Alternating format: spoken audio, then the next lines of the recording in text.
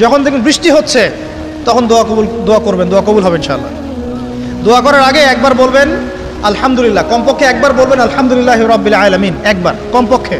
মানে প্রথমে আল্লাহর প্রশংসা করবেন, তারপর একবার দরুদ পড়বেন আল্লাহুম্মা সাল্লি আলা মুহাম্মাদ ওয়া সাল্লিম, তারপর হাত তুলে দোয়া শুরু করবেন।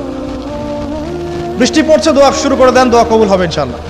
আজান দিয়েছে, আজান এবং একামতের মাঝখানের সময়টা আছে, এই সময়টা কাজে লাগান, দোয়া কবুল হবে ইনশাআল্লাহ। নামাজে দাঁড়িয়েছেন, সেজদায় গিয়েছেন, সেজদায় দোয়া করেন, দোয়া কবুল হবে ইনশাআল্লাহ। প্রশ্ন করে অনেকে যে ভাই সেজদায় কি বাংলায় দোয়া করা যাবে?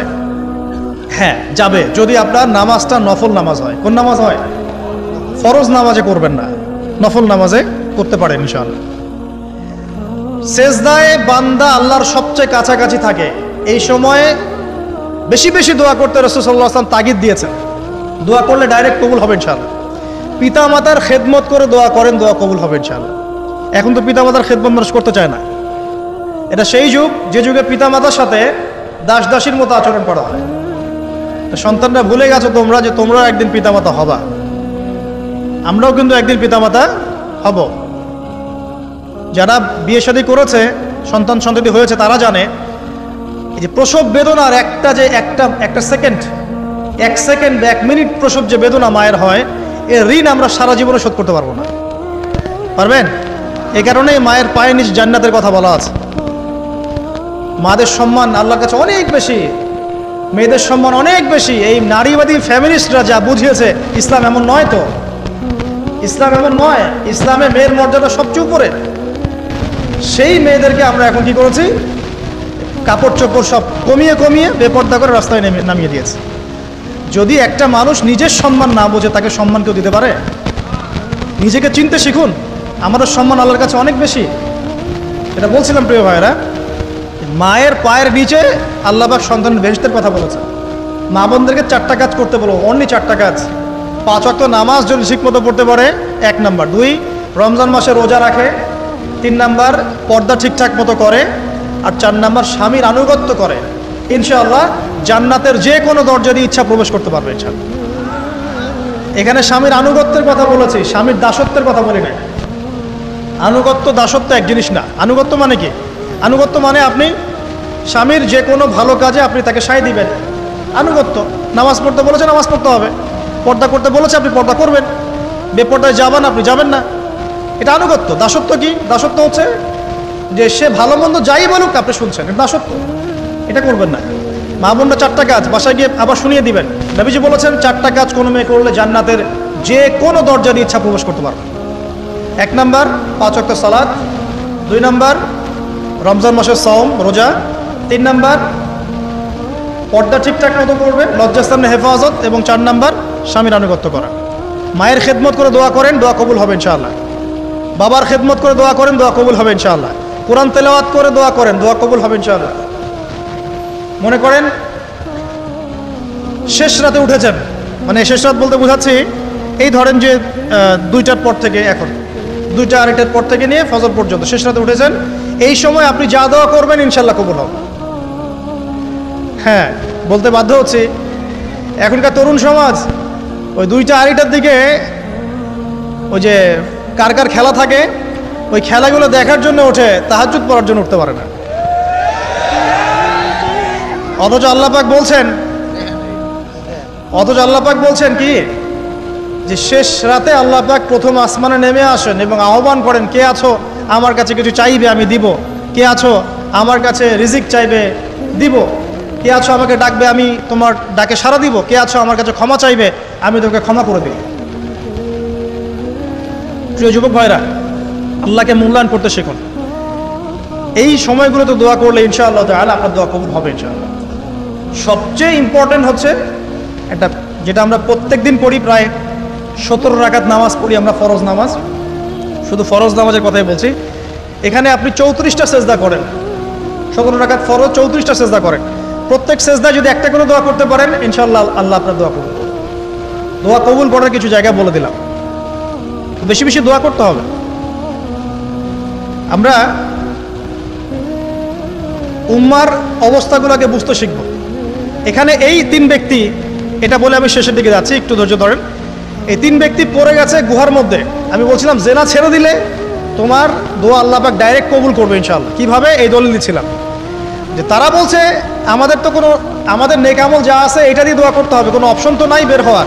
একজন বলছে যে আল্লাহ, আমি আমার পিতামাতার খেদমত করতাম, মাকে দুধ পান না করিয়ে কখনো দুধ পান করি নাই, আল্লাহ এই কাজটা যদি তোমার কাছে ভালো লেগে থাকে আজকে আমাকে এই বিপদ থেকে উদ্ধার করো। এই দোয়া করার সাথে সাথেই এই গুহা থেকে পাথরটা একটু সরে গেল এভাবে।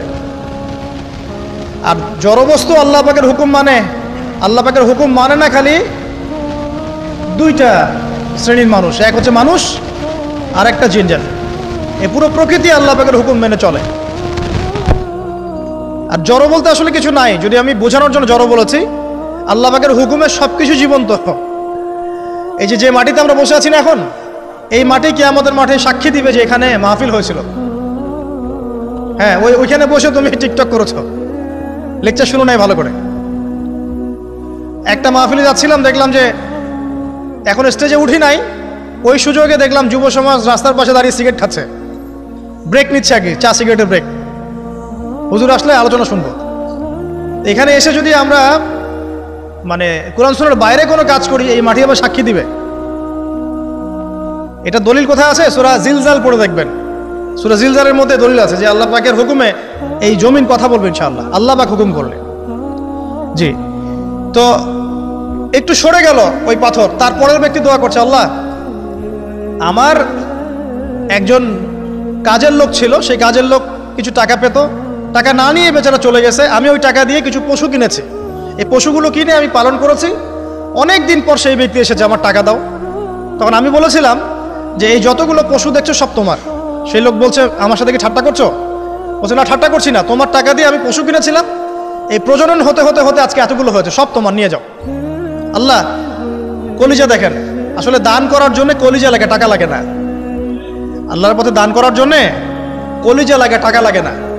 আর কিছু মনে করবেন না, আমি বিভিন্ন মাহফিলে যাচ্ছি, একটা কমন দৃশ্য দেখি এই কালেকশনের। আমার জানা নাই যে এভাবে নাম লিখিয়ে কোনো কালেকশন নবীর যুগ থেকে হয়েছে, আমার জানা নেই। বরং কতটুক দিয়েছে এটা গোপন রাখলেই ভালো। কে দিয়েছে, কত দিয়েছে জানানোর কোনো দরকার নাই, দিয়েছে নিয়ে চলে আসবেন, শেষ। আমরা কাকে সন্তুষ্ট করার জন্য দেই? আল্লাহ জানলেই তো যথেষ্ট। কি দরকার জনগণ জানতেই হবে আমি 5,000 টাকা দিয়েছি? এতে আমার লাভটা কি? নেকি উল্টারও কমে গেল। উল্টা 7 শ্রেণীর মানুষ, একটা হাদিস আছে, 7 শ্রেণীর মানুষ কিয়ামতের মাঠে আরশের ছায়া পাবে। কিসের ছায়া পাবে?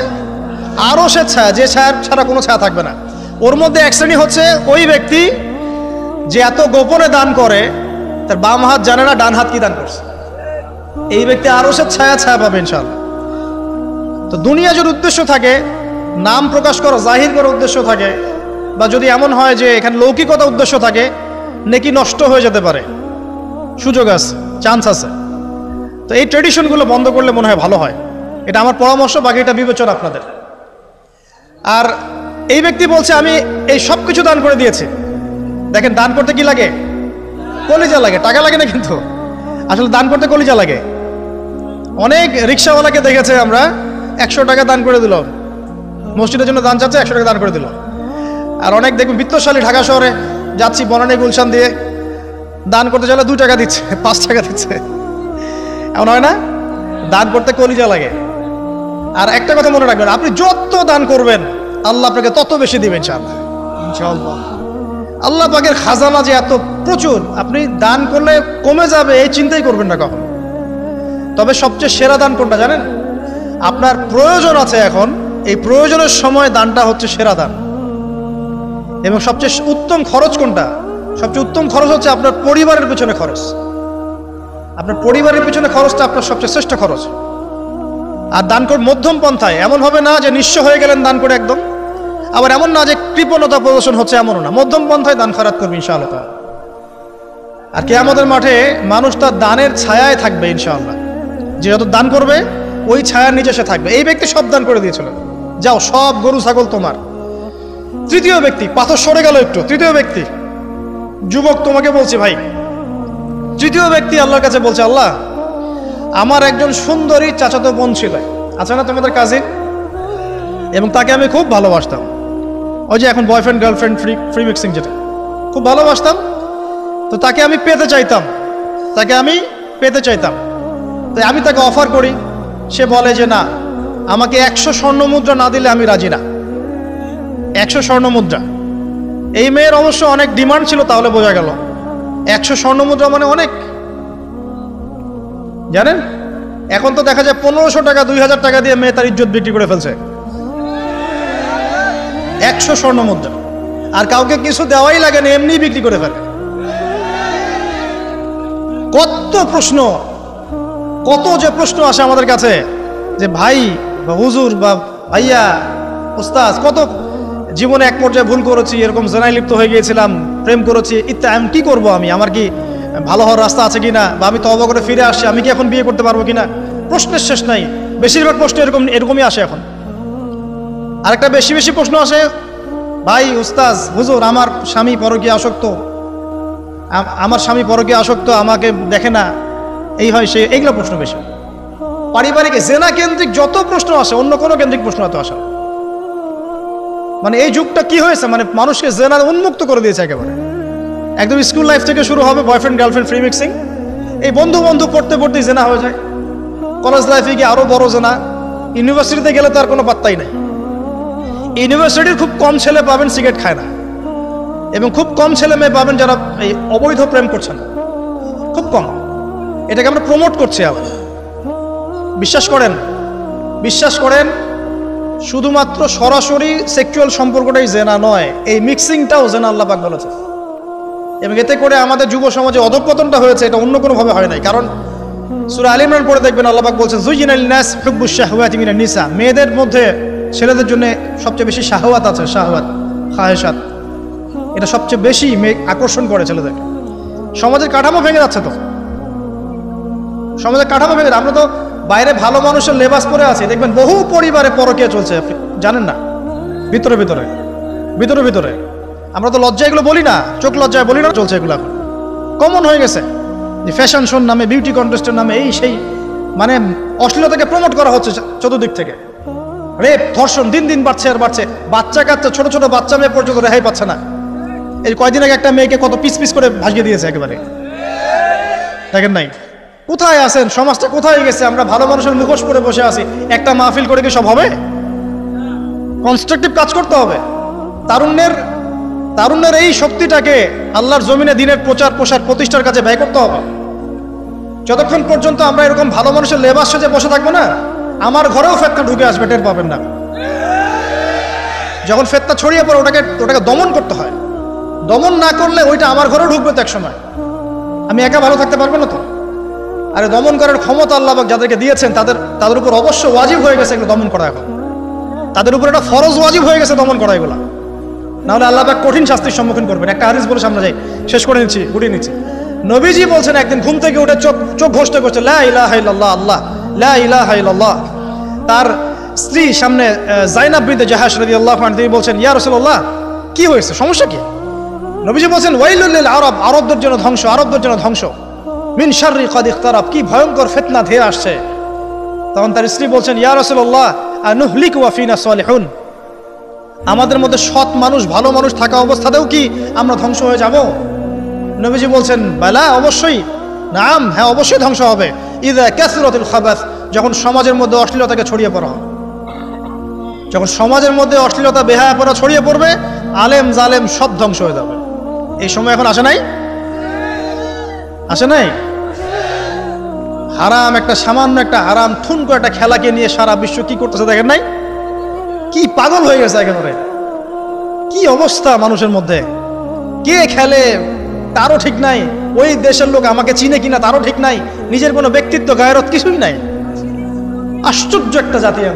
কে খেলছে? ভাবখানা এমন যে আমরা মনে হয় যুদ্ধ করে কাফেরদের সাথে দ্বীন ইসলাম কায়েম করে ফেলছে, একদম ভাবখানা। অথচ এগুলো তৈরি করা হয় কি জন্য? যাতে মুসলিম জাতি একদিকে ফোকাস করে থাকে, অন্যদিকে ওরা তাদের উদ্দেশ্য সাধন করবে। সারা ওয়ার্ল্ডের চেহারা একদিকে ফিরাইছে, এদিকে দেখো, এই যে খেলা দেখো, আর বাকি পিছনে যে কাজগুলা ঠিকই করছে ওরা। দেখবে কি কাজ করছে, কয়দিন পরে দেখতে পারবেন। পাবলিকলি আমি বললাম না, কারণ বললে সব বুঝবেন না, আর সব জায়গায় সবকিছু বলতে নাই। ওদের উদ্দেশ্য ওরা কখনো ভুলে যায় নাই। ওরা চাচ্ছে সারা বিশ্বটাকে শাসন করতে এবং মুসলিমদেরকে দমন করতে, এবং আপনাকে খেলতামাশায় ব্যস্ত রেখেছে। লাচো এখন যুবকদের কোনো হিতাহিত জ্ঞান পর্যন্ত চলে গেছে এখন। হিতাহিত জ্ঞান, তোমাকে এইভাবে চুল কাটতে কে বলছে? তোমাকে এইভাবে চুল কাটতে কে বলছে? এদিকে একদম ছিলে রেখে দিছো, এখানে মাঝখানে উঁচা একটা ময়ূরের মতো রেখে দিছো, মানে এভাবে চুল কাটতে তোমাকে কে বলছে? কে তোমাকে মেসির ফলো করতে বলছে? তোমার জন্য রাসূল সাল্লাল্লাহু আলাইহি ওয়াসাল্লামের বাবরি চুলের সুন্নত নাই?